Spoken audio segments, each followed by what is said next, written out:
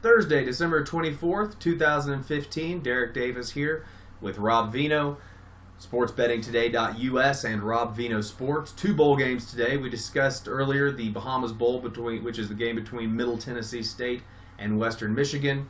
Here, let's talk about game 223, 224, Cincinnati and San Diego State.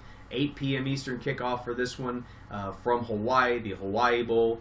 San Diego State currently sits at a 3-point favorite, a total of 56.5. Game opened with San Diego State as an underdog, actually. Cincinnati was a 1-point favorite and the total of 56 as well. Injuries in this one. Gunnar Kiel, quarterback for Cincinnati, did not make the trip to Hawaii, Rob. The saga continues with Gunnar Kiel. And weather, an uncharacteristic night in Honolulu. I wouldn't call it mad storms, Rob, but they do expect some rain in the area with some winds, 13 to 16. We do know that San Diego State likes to run the football, so that edge may go to them a little bit tonight with the weather. Cincinnati, really the model of inconsistency this year, Rob. They only followed up a straight up win, rather, with another win, and that was when they got to play the Central Florida Knights that were on the last leg of the George O'Leary goodbye tour after beating Connecticut. San Diego State, on the other hand, Rob, started the season 1-3, 1-3 against the spread as well as straight up, and then got hot. They've won 9 games in a row now. They're 8-1 against the spread during that time. As I mentioned earlier, they do have a great running game, but they've really done it with defense as well. Have not given up over 20 points since that last loss to Penn State back in late September. However, Rob, with Gunnar Kiel, I really liked Cincinnati. Without him, not quite as obviously enthralled with it, but I still might go with the points here. Hayden Moore gets the start in place of Gunnar Kiel for Cincinnati, and I really liked what I've seen from him this year, Rob. I don't feel like I'm getting that much of a drop-off at all at the quarterback position. But San Diego's defense is not prone to the big play. They've done a great job holding some pretty good offenses this year, Rob, under 20 points as well. That includes Utah State and Colorado State, two teams that have had pretty good seasons offensively. So San Diego State, no pushover for Cincinnati, Rob, but I think I will take the points here. As I asked earlier, am I out of line here? Yeah, this game's tough, Derek. San Diego State obviously started out the season non-conference wise. They weren't very strong at all, but when they hit the Mountain West Conference, it was all downhill for San Diego State. Double-digit wins galore for this team. But when you take a look at the opposition, not a lot of starting quarterbacks that you would fear. San Diego State benefited from a lot of first-string quarterback injuries this year, faced a few backups, faced teams that don't throw the ball well. The defensive numbers, I think, are a bit skewed.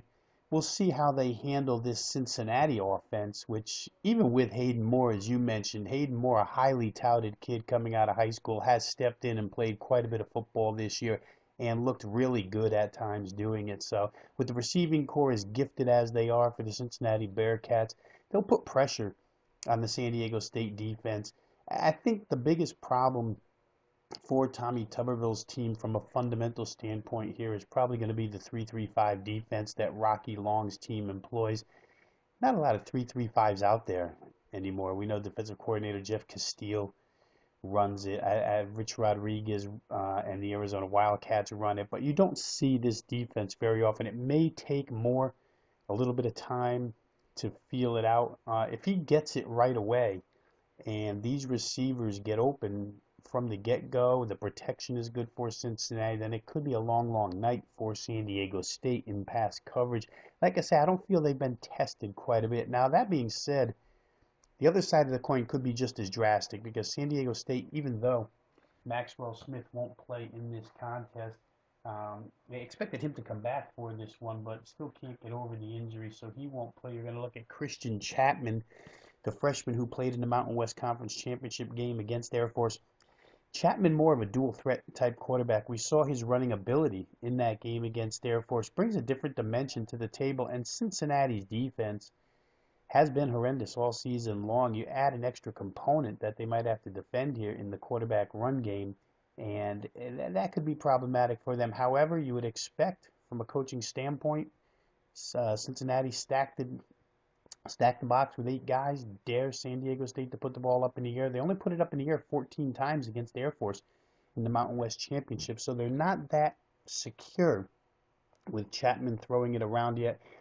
Like I say, it's an interesting game. The one thing I think if you just go to a situational or an intangible in this contest, San Diego State's come to the island and played here in Hawaii before, part of the Mountain West Conference. It's really nothing new to them, but sometimes, December for a team out of the Midwest like Cincinnati, the tourist attractions get the best of the team. They don't treat it as a game, they treat it more as a vacation, and you wind up getting beat pretty good. We'll have to see where Cincinnati's mindset is for this one. If they come and they play hard, I think offensively they can do the job. Defensively, they probably get lit up. The total here, in typical San Diego State, it's in the 50s.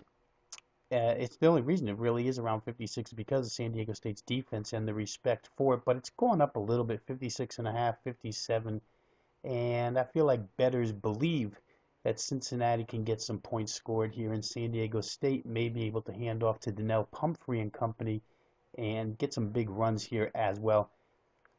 The theory is run the football, chew the clock, keep Cincinnati's offense off the field. But as I always say, that theory works when you're doing it in 4, 5 yard pieces. When you're facing a defense like Cincinnati's and you can break it off in 18, 20-yard chunks, that doesn't exactly churn the clock. So we'll see here. I think I would probably lean towards the San Diego State side just because they've been in this atmosphere before, but it wouldn't surprise me at all if Cincinnati comes out slinging and figures out the 3-3-5 right away. Wouldn't surprise me if Cincinnati has a big night here offensively and wins this game in a shootout.